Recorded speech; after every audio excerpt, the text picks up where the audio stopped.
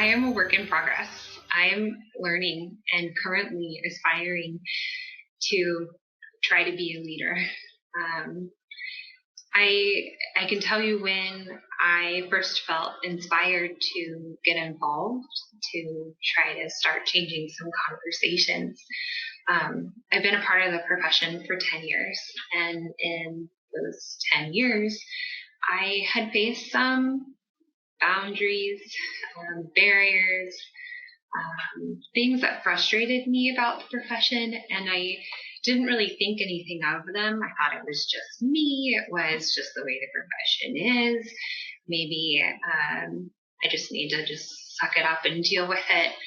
And about 5 or 6 years ago, I started volunteering with the Oregon Society of CPAs with their career development committee and started working with students and new professionals. And I noticed that a lot of the concerns for students in those entering the profession were the things that frustrated me. They were really concerned about women in leadership positions in public accounting. They were concerned about being a non-traditional student, what that meant, going into public accounting. They were concerned about work-life balance with heavy hours, things that being on the other side, already being a CPA, I have the opportunity to change. So through that experience, I volunteered with the Women's Initiative Executive Committee, the AICPA, and am working with an incredible team of people to try to change the conversations so that the next generation of CPAs don't have to face the same concerns that we have now. That person was my dad. He is a retired CPA, and he's been retired for about 15 years, but he owned his own practice in Northern California, Sacramento area. And he has always been someone who thinks outside of the box. He still faces management decisions and any conflict by thinking of something way out in left field, and it solves the problem. It didn't matter to him how it was solved as long as it was solved. He ran his firm with the similar mindset.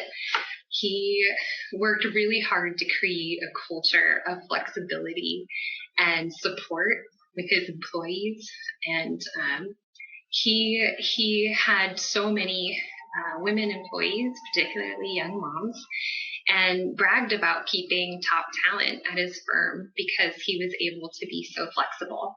This was back in the 80s when flexible work arrangements and flexibility was kind of odd. It wasn't formal yet. He had even put in a daycare at his firm so that young moms and new moms could still be with their baby throughout the day and still get work done through tax season.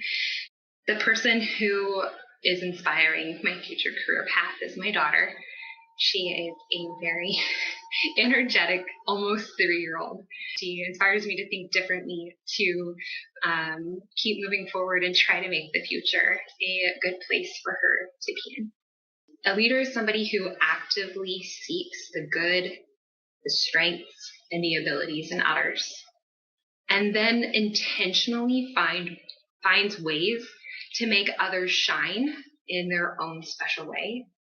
And then third, the leader takes and strategically guides all of everybody's individual shines and skills to lead the path of the organization.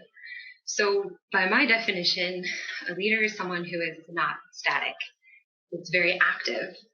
Actively seeking the good and abilities in others means you're listening and asking questions. I think we can do that by offering opportunities at all levels. So I think a lot of communities and organizations offer leadership training and management training and leadership skills once you get to a particular level within the firm. And you get to that level through a lot of times traditional routes, which women face a lot of barriers in getting to. So I think that training skills and experiences should be offered at all levels within firms and companies. And I think there also needs to be understanding that leadership skills come in many different forms, and they differ per person. So offering training and understanding will help those individuals learn their own individual leadership abilities and their leadership skills. Balancing after having my daughter, finding that work-life balance, finding that flexibility, having to change the path that I was on, and trying to find a place that would go along with the flexibility that I was looking for. My advice for women looking for management roles or leadership opportunities is to ask for them. The thing to keep in mind in that is once you get to the management and leadership roles that you worked hard to get towards, you've had the difficult conversations and you get there, make sure when you get to those management and leadership roles that you turn around and look at the women who are coming up the ranks behind you. If you have faced barriers, if you have faced those difficult assumptions and bias towards you, turn around and make sure that your path that you had to go around or get through is clear to those behind you, and maybe change it. Maybe change it so that the path isn't as uncomfortable and hard. I know, at least in the United States, there's a cultural expectation on women to balance home and work, but having take child responsibilities, keeping the house in a certain way.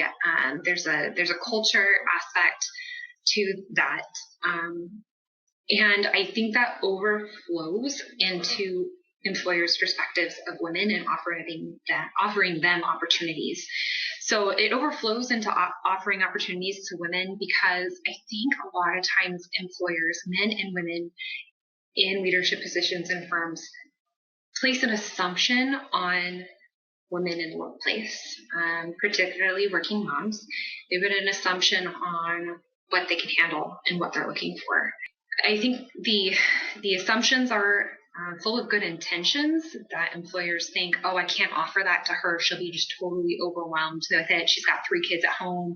She's hoping to have more children, which, she is balancing things, but that doesn't mean that she shouldn't have an opportunity, and that a conversation, if she is qualified and willing, a conversation needs to happen to see if she is interested in that opportunity. So that's my advice for women who do feel like they don't have the same opportunities as men, is to have a conversation with your employer. And if you just get upset about it and feel like you're not given the same opportunities without having that conversation, have that conversation and find out what it is. If women are looking for a great opportunity for leadership development, they should consider attending the AICPA Women's Leadership Summit. It's in November. This last year it was in San Diego. This coming year, 2020, will be in November in Miami. And this last year was my first time attending the Leadership Summit, and I walked away from that summit feeling so empowered, having skills that I've learned and feel ready to apply, confident. And I had like a pack of women who are all feeling the same thing, empowering each other.